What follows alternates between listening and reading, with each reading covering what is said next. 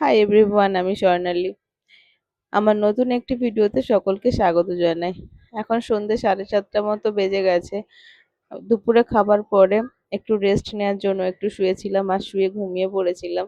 ছেলে ঘুমায়নি, ছেলে মায়ের সঙ্গে এদিকে খেলা করছিল আর আমি ঘুমিয়ে গেছিলাম, কেন শরীরটা ভালো না। আর শরীর ভালো না থাকলে দেখবে কোনো কিছুই ভালো লাগে না, যত যাই কিছু করার চেষ্টা করো না কেন একটা দুর্বল দুর্বল ভাব লেগে থাকে। তো কাল রাতে থেকে শরীরটা একটু খারাপ খারাপ লাগছিল, বুঝতে পারিনি যে কেন কি হচ্ছে। মানে মেনলি কিছু বুঝতে পারছি না। মানে একটু কাশি হচ্ছে আর মাথাটা ধরছে। আর আমার তো মাঝে মাঝে মাইগ্রেনের প্রবলেম আছে, এর জন্য মাঝে মাঝে মাথা যন্ত্রণা হয়। আমি হয়তো ভেবেছিলাম যে মাইগ্রেনের জন্য হয়তো মাথাটা যন্ত্রণা হচ্ছে, এর জন্য আর আমি ওষুধ আনতে যাইনি ডাক্তারের কাছে, কিন্তু গলাটা একটু চুলকাচ্ছিল, কাশি কাশি হচ্ছিল। বুঝতে পারিনি যে এভাবে গলাটা বসে যাবে। তো তোমরা ভয়েস ওভারের ভয়েসটা শুনে বুঝতেই পারছো যে মানে কতটা গলার অবস্থা খারাপ হয়ে গেছে।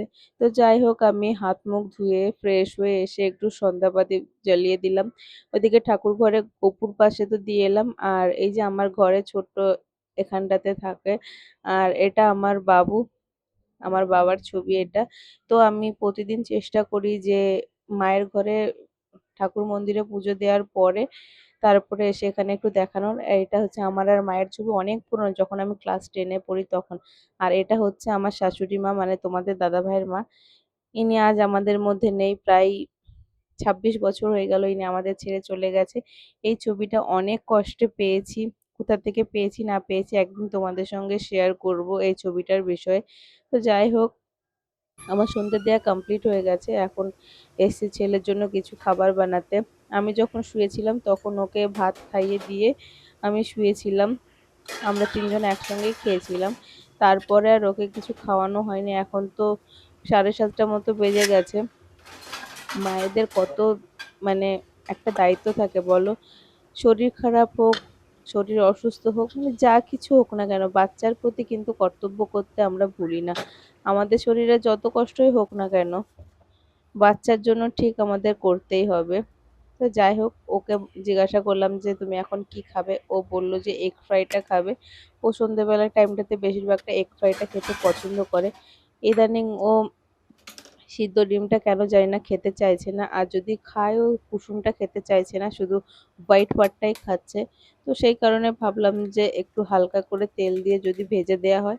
বেশিরভাগটা টাইম ওর ডিমটা আমি বাদাম তেল দিয়ে ভেজে দেওয়ার চেষ্টা করি, কিন্তু এখন আমার কাছে আপাতত বাদাম তেলটা নেই, ফুরিয়ে গেছে। আর ওর ডিমে কিন্তু আমি কোনো কিছু দিই না, জাস্ট একটু হালকা পরিমাণ নুন দিয়ে একটু সতে করে দিই। বেশি কিন্তু ডিপ ফ্রাইও আমি করি না, যে একদম ওপরটা ক্রাঞ্চি হয়ে যাবে বা কালো হয়ে যাবে এরকম ফ্রাইও করি না। হালকা জাস্ট এপাশ ওপাশ উল্টে দিলে একটা কাঁচা গন্ধ যতক্ষণ মানে চলে যায়, কাঁচা গন্ধটা গেলেই ওর যথেষ্ট। আর বাচ্চাদের বেশি কড়া করে বা ক্রাঞ্চি করে ডিম ভাজাটা হয়তো দেওয়াটা উচিত নয়। আর ডেইলি ডিম ভাজা দেওয়াও ঠিক না, কেন এটার সঙ্গে অয়েল যাচ্ছে। ডিম সিদ্ধটা খেলেই বেশি ভালো। আমি কখনো কখনো কড়াইয়ের মধ্যে করে ও যখন ডিম ভাজা খেতে চাই, কখনো কখনো কড়াইয়ের মধ্যে করে মানে ওটা হালকা একটু জল দিয়ে করে দিই, সেটাও কিন্তু ভালোই হয়। ও বুঝতেই পারে না যে ডিম সিদ্ধ কি মানে অমলেট করা রয়েছে। তোমাদের সঙ্গে কথা বলতে বলতে আমার ডিম ফ্রাই কিন্তু হয়ে গেছে। এখন এটা আমি ওকে নিয়ে গিয়ে দেবো ঠান্ডা করে। আর ও কিন্তু এখন ঘরে নেই, গেছে নিচের ঘরে। একটা ভাই আছে ওর ছোট্ট, সে ভাইয়ের সঙ্গে খেলা করতে। যতই টেনে নিয়ে আসো বাচ্চারা কিন্তু এক জায়গাতে থাকতেই বেশি ভালোবাসে। ওকে আমি বারবার যতই টেনে নিয়ে আসি ও কিন্তু কথাই শুনি না। এই যে ডিমটা আমি এখন রেখে ওকে এখন ডাকতে যাব। এখন বাজে রাত 8টা, আর বাইরে যাওয়ার মন হচ্ছিল না। তো দুধ আনার দরকার ছিল আর কিছু জিনিসের দরকার ছিল। ব্লিঙ্কেট থেকে অর্ডার করে দিলাম, তো দিয়ে যাবে এক্ষুনি। গলাটা এত ভারী হয়ে গেছে, কথা বলতে প্রবলেম হচ্ছে কেন জানি না, হঠাৎ করে এমন হলো। তখন মুখ টুক গুলো কেমন একটু ফোলা ফোলা লাগছে না ঘুম থেকে ওঠার পর থেকে। আমার তো তাই মনে হচ্ছে যে মুখ টুক গুলো একটু ফোলা লাগছে, গালটা একটু ভারী লাগছে। তো চলো কোনো ব্যাপার না, বসি। 5 মিনিট এই জাস্ট অর্ডার করলাম, 7 মিনিটের মধ্যে দিয়ে যাবে। যখন কিছু বাইরে যেতে ইচ্ছা না হয় আমি ব্লিঙ্কেট থেকে অর্ডার করি, ঘরে বসে পেয়ে যাই। শুধু জাস্ট একটু কষ্ট করে সিঁড়ি দিয়ে নিচে নামতে হবে আর উঠতে হবে, এইটুকুই মাঝে মাঝে অনেক কষ্টের মনে হয়। বিশেষ করে যখন শরীর টরীর খারাপ থাকে তখন তো বেশি প্রবলেম হয়। এখন যেমন শরীরটা ভালো লাগছে না, তবুও জিনিস দরকার। রাতে রান্নাও করতে হবে, তার জন্য অর্ডার করে দিলাম। আহ দেখা যাক। হালকা কাশিও হচ্ছে। তো চলো, চলো নিচে। ওঠা নামা যে কি কষ্ট।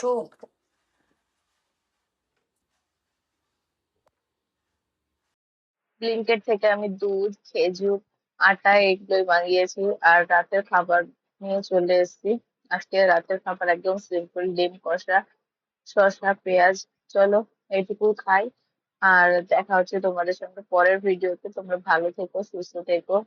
শরীরটা তো ভালো না, আর ভিডিও করতে পারছি না আজকের মতো। Bye, good night.